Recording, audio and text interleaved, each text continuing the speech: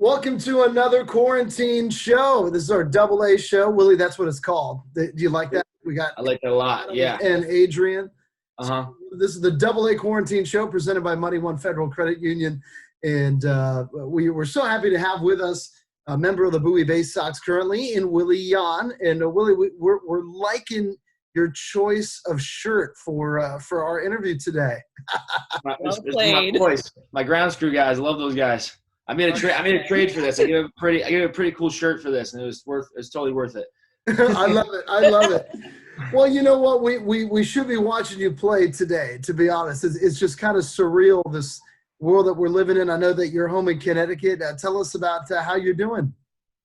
I'm doing okay. It's a really interesting time right now, trying to be able to take a step back from the game and realize that there's things more important right now than the game itself, and there's no hero more important than the people on the front line fighting what we're fighting right now. An athlete can never do what those people do, and I want to really thank every all those people that are fighting the coronavirus and the COVID-19 virus, and the people, especially I live in Sharon. There's a hospital in Sharon, and my mom's been putting out signs for them, thanking them and everything, and especially the people that are right that I live 300. I could tell you, I could throw a rock at the hospital right next to my house, and those nurses are passing by, and I wave at them, and I'm trying to thank them every day for what they do, and we got to give them all the appreciation they can, because they're the true heroes right now in the moment. So little shout out to them right quick. But back to home. It's been raining a lot. I don't know if it's raining as much down there in Maryland and Virginia, but we've been the cabin fever from the winter is carrying over to the rain cabin fever right now. So we're gonna it's finally nice today, but it's been like one nice day for every 4 rainy days. So trying to keep the sanity up here.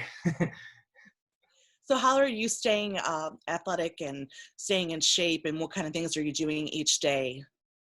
Well, the easiest one is just being able to find one person to come and hit with me, which, you still can only do so much. It's usually just like front flips, or if I can find a machine somewhere, get to that, and then take ground balls if I can. But the hardest part is the strength conditioning, because all the gyms are closed here, including my mom. I thought I was going to be able to work out at a school my mom teaches at, but they totally closed down the campus. So, we're taking like backpacks full of rocks and pull-up bars on soccer goals and things like that. So it's you got to get really creative, trying to keep the body tuned up for whenever they call us back. How was spring training going? I mean, that's something that people don't realize, but you guys were up and underway, right? Now, you reported, I believe, at the beginning of March. Is that correct? So I was actually there. First day was like February 18th, I think. Okay. So you've been there a while then. Mm-hmm. Yeah, so I was there for just short of a month, because I was there for early camp. I didn't get invited, but I usually just always go to get down there as early as I can, and I'm really glad I did, because I was able to get at least a month of solid, work in, facing our own pitchers and stuff. And if I had actually shown up, I think it was like March 7th was when the actual report date was for the minor leaguers. And those guys had to leave 1 week later, so, and it's not their fault in the slightest. They couldn't have predicted this, obviously, but I was really lucky that I happened to make the decision to go down early, just so I could get a solid month of those reps in. But on the flip side, it also makes it even harder, because I was so close to being ready to rock and roll for the season. Right. We were like 3 days away from minor league spring training games, like not playing against our own guys. So it was tough when I thought, at first, it's not that I wasn't taking it seriously. I was just kind of downplaying it for the sake of baseball. You know what I mean? I was like, oh, it'll be 2 weeks. We'll be back. It'll be okay. But right, almost May now, and there's no end in sight. So it's just crazy times, man. Now, last night I was reading a really neat article that you wrote yourself called "I'm Home Mama Part 2." Oh, yeah. And I didn't know you were a writer, and I found it really funny. And you had made your debut last year against the Hartford Yard Goats, and right. They played the song "Little Willie" by the Sweets. And Little Willie won't go home, but you were kind of home in the Connecticut area. Can you tell us a little bit more about that experience on your first time in AA? Yeah, it was those couple days where I was at the All-Star game, finding out that I was going up to Hartford. It was surreal. It felt like a dream. Being able to go home and, I was texting people before my parents and I drove up from the All-Star game, and I slept most of the way. But when I was texting people, I was saying, hey, I'm going to be at Hartford tonight. You should come to the game. And they're like, "What's the matter with you? Like, why didn't you tell me sooner?" And I was like, "I told you as soon as I knew. So don't do that." You guys don't know how baseball works, you know. So, Exactly.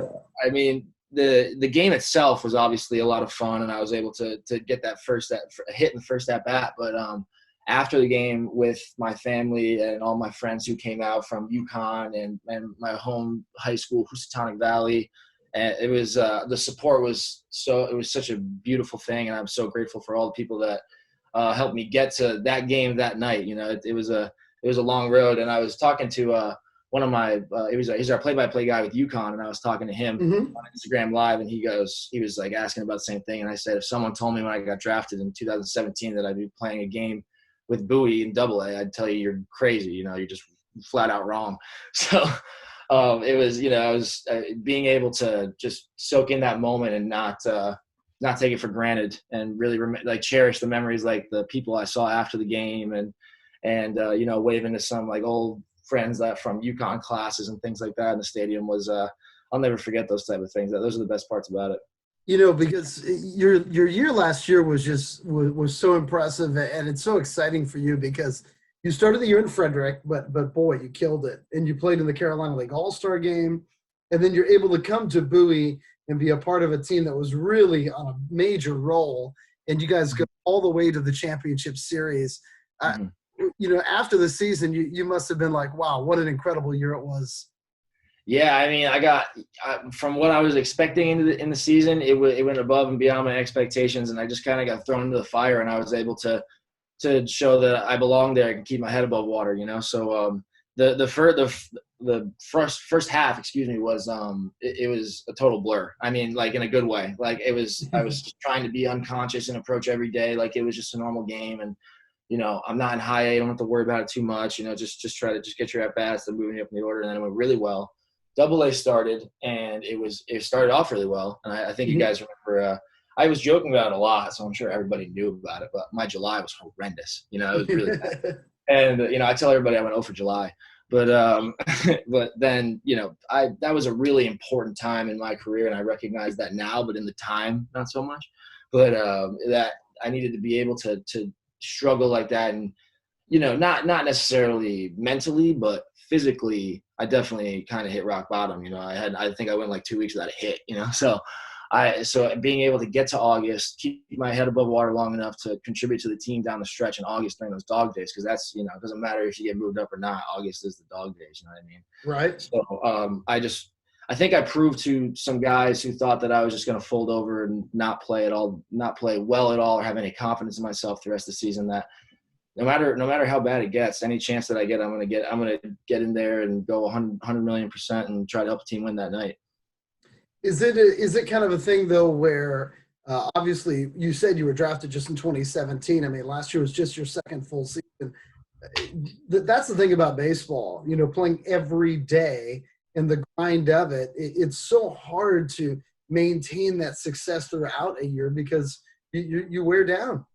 Absolutely. Yeah. And the biggest thing is mentally, you know, pro ball is so difficult, especially for guys like me who come from a college program where every single game you need to win every single day. And then now we get to pro ball, and it's about winning, of course, but it's also more so about developing yourself as a player and showing that you can develop into a player that can help win on the big league club. So it always does come down to winning and success to eventually help the big league club win. But the minor league players, they need to succeed individually. If they succeed individually and the team loses, they still go up. If the team wins and they're doing okay, it's a little different. You know what I mean? Right. So and some players recognize that, but I never think like that. And during that really tough time, it's hard not to. You know what I mean? So it was when you get down to it and struggles occur, but as long as you focus on winning and that's your main focus every single day, then you can't it's never going to get that bad mentally. And that's where I was at. You know, it was bad. I wasn't happy with my production at the time, but I knew that if I wasn't worried about winning and I was worried about getting myself out of that funk, it was just going to keep spiraling down the drain. So.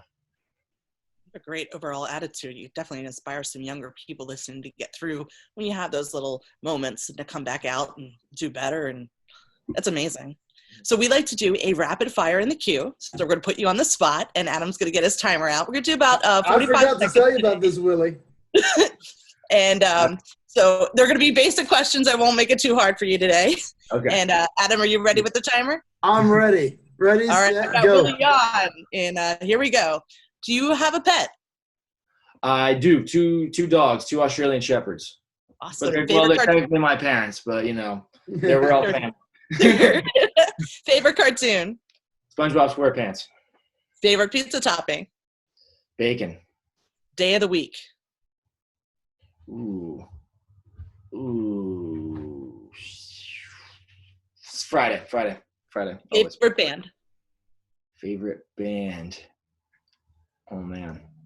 Favorite music? It changes day to day, but today I'll go with the Allman Brothers. It's a nice sunny day. Nice. Good one. Favorite stadium that you've played in so far?